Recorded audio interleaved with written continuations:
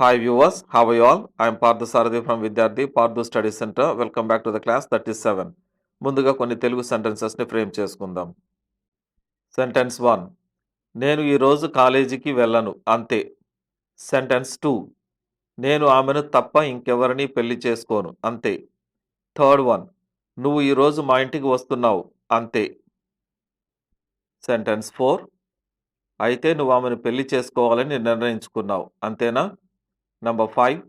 నా డబ్బు నాకు ఇవ్వనంటావు అంతేనా. Sixth one. నా కోసం నువ్వేమీ చెయ్యవు అంతేనా. Seventh one. టీచర్కి తెలిసిందంటే నీ పని అయిపోతుంది. Eighth one. వచ్చే వారం భార్గవ్ పెళ్ళి, ఇక వాడి పని అయిపోయింది. Ninth one. పోలీసులు వస్తున్నారు, ఇక మన పని అయిపోయినట్లే. వ్యూవర్స్, ఇప్పుడు ఈ 9 సెంటెన్సెస్ని ఇంగ్లీష్లో రాసుకోవడానికి మనకు ఉపయోగపడే ఎక్స్ప్రెషన్స్ ఏంటి, వాటి మీనింగ్స్ ఏంటి, వాటిని ఈ తెలుగు సెంటెన్సెస్లో ఏ విధంగా యూజ్ చేసి ఇంగ్లీష్లో రాయాలనో చూద్దాం. ఫస్ట్ ఎక్స్ప్రెషన్ అంతే. దీనిని ఇంగ్లీష్లో మనము దట్స్ దట్ అని చెప్పేసి అంటాం. యూజువల్గా చాలామంది దట్స్ ఇట్, దట్స్ ఆల్ అని చెప్పేసి అంటూ ఉంటారు. The actual word is that's that, అంటే అంతే అనే మీనింగ్ ఇస్తుంది. సో దీనికి ఇంగ్లీష్లో ఉన్న డెఫినేషన్ ఏంటంటే, this expression is use to say that you won't change the decision that you have taken. అంటే ఏదైనా ఒక విషయంలో నువ్వు ఆల్రెడీ ఒక డెసిషన్ తీసేసుకున్నావు, దాన్ని ఎటువంటి పరిస్థితుల్లో నువ్వు మార్చుకోవడానికి ఇష్టపడడం లేదు. ఫర్ ఎగ్జాంపుల్, ఇటువంటి ఒక ఎక్స్ప్రెషన్ మనం చాలా సందర్భాల్లో యూజ్ చేస్తుంటాము. నేను ఈరోజు సినిమాకి వెళ్తున్నాను అంతే. అంటే ఇంక దాంట్లో ఎటువంటి మార్పు లేదు, ఎవరు చెప్పినా వినను. అలాగే నేను నీతో మాట్లాడను అంతే. అంటే I have already taken a decision that I should not speak to you, that's that, అంతే. ఇలాగా మనము అంతే అని చెప్పేసి ఇంగ్లీష్లో వాడాలి అంటే, ఇంగ్లీష్లో యూజ్ చేయాలి అంటే దట్స్ దట్ అన్న ఎక్స్ప్రెషన్ యూజ్ చేయాలి. ఇప్పుడు దీనికి రిలేటెడ్గా ఉన్న తెలుగు సెంటెన్సెస్ని ఇంగ్లీష్లో ఫ్రేమ్ చేసుకుందాం. సెంటెన్స్ 1. నేను ఈరోజు కాలేజీకి వెళ్ళను అంతే. I won't go to college today, that's that. So ఈ విధంగా ఇంట్లో పేరెంట్ ఎవరైనా అడుగుతారు, ఏమ్రా కాలేజీ వెళ్ళకుండా ఇంకా నిద్రపోతున్నావు అని చెప్పేసి అడిగారు అనుకోండి, నేను కాలేజీకి వెళ్ళడం లేదు ఈరోజు అంటారు. ఏమి, ఎందుకు వెళ్ళవు, లేచి వెళ్ళు అని చెప్పేసి పేరెంట్స్ ఎవరైనా అన్నప్పుడు, and you will be giving your decision, నీ నిర్ణయం నువ్వు ఆల్రెడీ తీసేసుకున్నావు కాబట్టి ఈ విధంగా చెప్తావు. I won't go to college today, that's that, నన్ను విసిగించకండి అని చెప్పేసి ఈ విధంగా దట్స్ దట్ అనే ఎక్స్ప్రెషన్ని యూజ్ చేస్తాం. సెంటెన్స్ 2. నేను ఆమెను తప్ప ఇంకెవరిని పెళ్లి చేసుకోను అంతే. I won't marry anyone else but her, that's that. ఈ సెంటెన్స్ని ఇంకో రకంగా కూడా చెప్పొచ్చు. I will marry no one else but her, that's that. Sentence 3. నువ్వు ఈరోజు మా ఇంటికి వస్తున్నావు అంతే. అంటే నేను డెసిషన్ తీసేసుకున్నాను, there is no change at all, there is no second thought, నువ్వు ఖచ్చితంగా రావాలి అని చెప్పే సందర్భంలో నువ్వు ఈరోజు మా ఇంటికి వస్తున్నావు అంతే.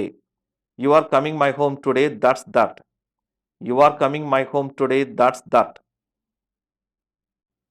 సెకండ్ ఎక్స్ప్రెషన్ అంతేనా, అదేనా. దీనిని మనం ఇంగ్లీష్లో is that it, is that it అని చెప్పేసి అంటాం. దీనికి definition, we use it to talk about the reason for something. అంటే మనం ఇక్కడ ఏదైనా ఒక సందర్భంలో కారణం తెలుసుకోవాలని ప్రయత్నం చేసే సందర్భంలో, కారణం ఇదేనా, రీజన్ ఇదే కదా అని చెప్పేసి అడిగే సందర్భంలో ఈ విధంగా అంతేనా, అదేనా అని చెప్పేసి అంటాం. ఇటువంటి ఎక్స్ప్రెషన్ ఇంగ్లీష్లో ఈజ్ దట్ ఇట్ అని చెప్పేసి అంటాం. ఇప్పుడు ఈ ఎక్స్ప్రెషన్ని యూజ్ చేసి తెలుగులో ఉన్న సెంటెన్సెస్ని ఇంగ్లీష్లో ట్రాన్స్లేట్ చేసుకుందాం.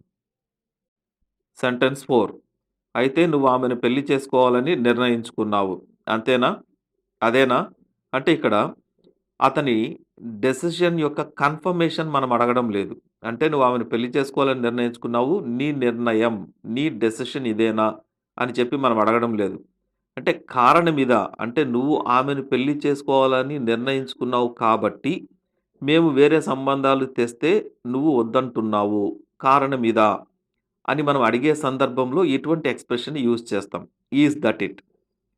So you have decided to marry her, is that it. So you have decided to marry her. Is that it? అంటే కారణం ఇదేనా? అని చెప్పేసి అడుగుతున్నాం. నంబర్ 5 నా డబ్బులు నాకు ఇవ్వనంటావు. అంతేనా? అదేనా? అంటే కారణం ఇదే కదా! నువ్వివన్నీ చేయడానికి కారణం ఇదే కదా! అంటే ఇక్కడ డబ్బులు తీసుకున్న వ్యక్తి డబ్బులు తిరిగి ఇవ్వకుండా తను రకరకాల కారణాలు చెప్పడం, తప్పించుకొని తిరగడము, అనవసరంగా గొడవ పడ్డము. సో, ఇవన్నీ చేస్తున్నప్పుడు డబ్బులిచ్చిన వ్యక్తికి అర్థమైపోతుంది. ఏమని? నాకు డబ్బులివ్వకుండా ఎగరగొట్టడానికే ఇవన్నీ చేస్తున్నాడని అర్థమైనప్పుడు ఇటువంటి ఎక్స్‌ప్రెషన్‌ని యూజ్ చేస్తాం. నా డబ్బులు నాకివ్వనంటావు. అంతేనా? అదేనా?